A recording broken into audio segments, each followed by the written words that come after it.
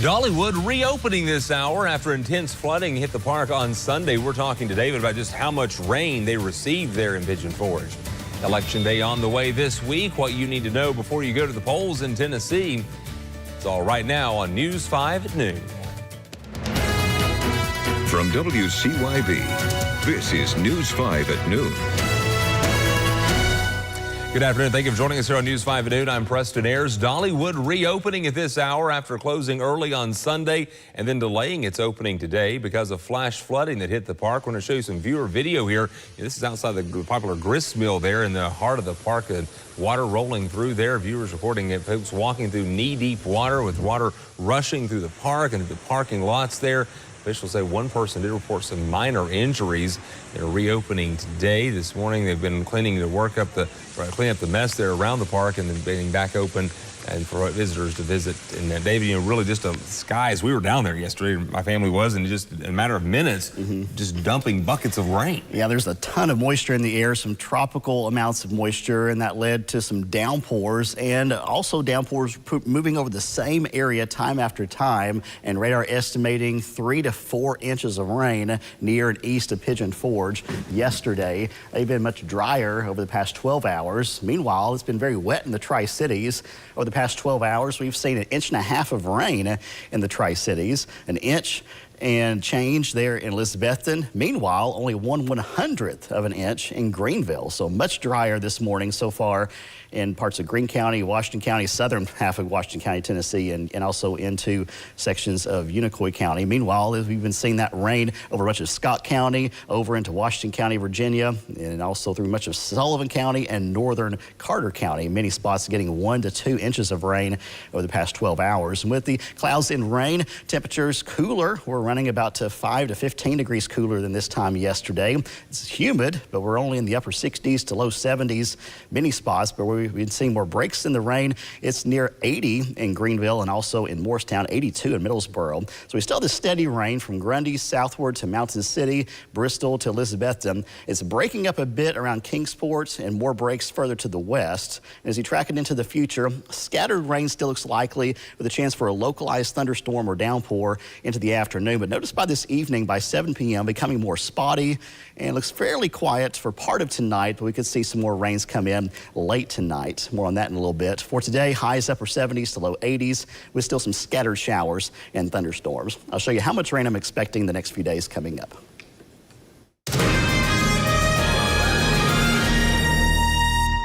Election day is coming up Thursday in Tennessee as voters are heading to the polls. This time, voters are choosing in their choices for the primary in state and federal offices, and it's the general election for the county and local races happening across our region. Polls open 8 to 8. Looking at some of the bigger races we're following as we head into this Thursday's election day. In Sullivan and Hawkins County, the race for the state senate, a lot of high-profile race here. Incumbent John Lundberg being challenged by Bobby Harshberger in the Republican nomination there in that primary. In Carter County, there will be a new state representative. John Holtzclaw is retiring from office there. Rena Jones running against Kurt Alexander, the current mayor of Elizabethton, in that Republican primary. 4 people you see pictured here, they want to be the next mayor of Kingsport. Incumbent Pat Schull announcing he would not seek re-election to that position. In Johnson City, voters will have a choice in making a decision on proposed changes to the city charter. News 5 will have team coverage of the election day and the results as we go throughout Thursday with live reports on the air and also online, WCYB.com. A special benefit concert coming up in Bristol, Virginia this weekend. Terry Blackwood of the gospel group The Imperials performing, and the doors will open at Sunday afternoon at 1 o'clock on August the 4th at the Crooked Road General Store in Bristol, Virginia. All the proceeds of this event will be benefiting the Naylands family. You may recall 3 members of the Naylands Gospel Group were killed in a plane crash last Friday. A total of 7 people died in that crash. It happened in Wyoming. They were traveling to the West Coast to be part of the Gaither homecoming cruise. This special benefit happening in Bristol, Virginia, Crooked Road General Store coming up on Sunday. It's now been 5 months since 15-year-old Sebastian Rogers went missing from his Middle Tennessee home, and now there's trying to renew the interest in the community as no new trace of him has been seen since he disappeared. He has autism. Rogers believed to have walked away from his home in the middle of the night, and no viable leads for investigators to follow at this point. The Sumner County Sheriff's Office and the Tennessee Bureau of Investigation renewing their call to the community for anyone that may have any information to call 1-800-TBI-FIND. Tennessee Highway Patrol asking for some votes today in support of a national contest looking for the best cruiser, part of the American Association of State Troopers. Just one day. Today's the last day you can vote on that at statetroopers.org if you'd like to chime in with that.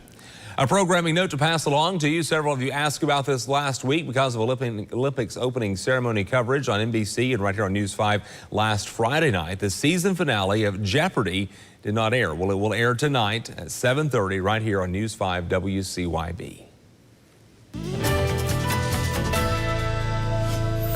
I showed you the 12-hour rainfall earlier. This is the 24-hour rainfall, now at 1.76 inches in the Tri-Cities. Very beneficial rains. About an inch in Elizabethton and also in Wise. And over the past 24 hours, about 0.6 of an inch in Greenville. But notice these areas in red around Mendota, around the Bristol, Virginia side, and also Shady Valley. This is where we've seen around 3 inches of rain over the past 24 hours. Meanwhile, much lower totals near and south of Jonesboro, over to Irwin and over to Roan Mountain. Here's a live look from Bristol Motor Speedway. Rain coming down. We're watching some of the creeks in the area. Many of them are at bank full. This one, though, still within its banks. It is 72 degrees. We have that rain-cooled air, but still very, very humid.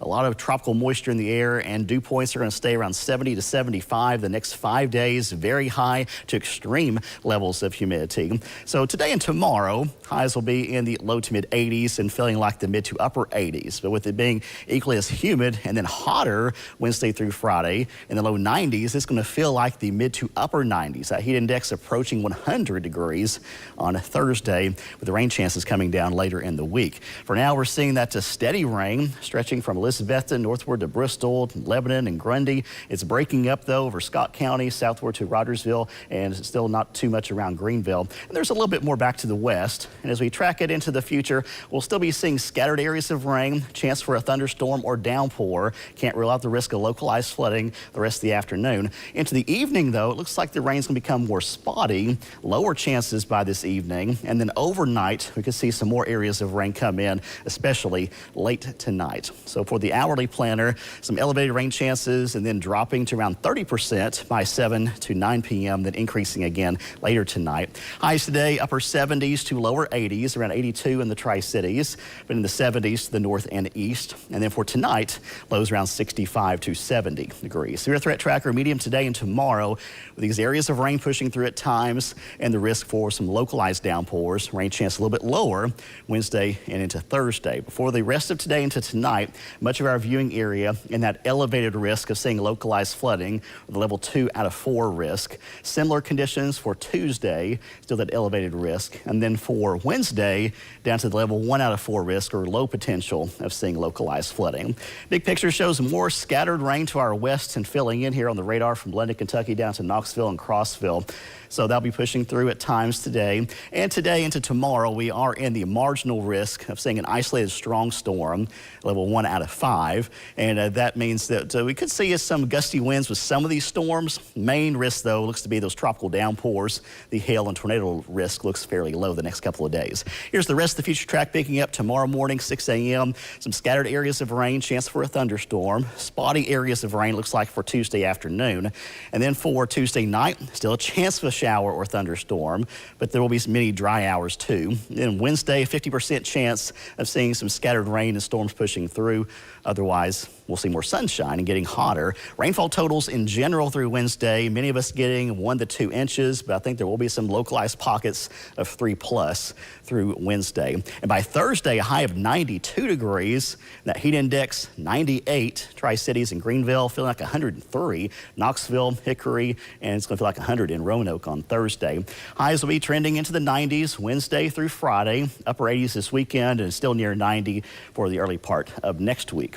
So for today, a high of 82, periods of rain, scattered storms and downpours, breeze out of southwest 5 to 10, and then lows tonight will be around 70. Still a chance for some scattered rain or a thunderstorm. Here's a 7-day forecast. Still elevated rain chances tomorrow, breezy at times, 50% chance Wednesday, lower odds Thursday, about a 40% chance of some spotty thunder showers Friday, Saturday, and Sunday. Highs in the upper 80s to lower 90s.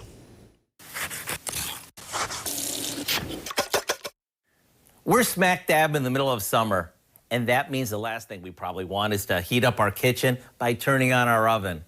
Yet, that doesn't mean we're willing to eat salads and sandwiches until the weather cools down. So I recommend that you dig out your slow cooker.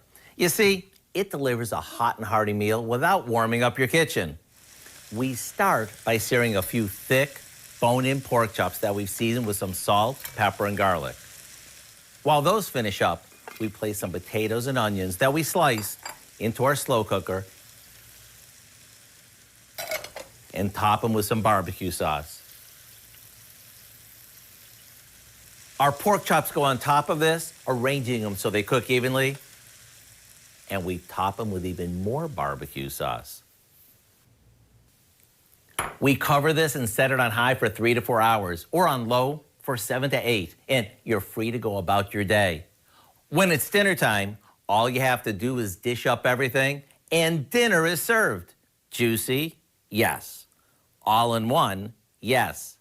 All without heating up your kitchen? Yes. So if you want the perfect recipe for the dog days of summer, all you have to do is go to our website and look for barbecue pork chops and potatoes. It's that easy. I'm Howard in the Mr. Food Test Kitchen, where today we found an all-in-one way for you to say, ooh, it's so good. David, has rain off and on throughout most of the morning out there. That's definitely helping with our drought situation. Yeah, we're going to see some big improvements when the drought monitor comes out on Thursday. Thanks for sharing some time with us here this afternoon. More news, as always, at WCYV.com and today at 5.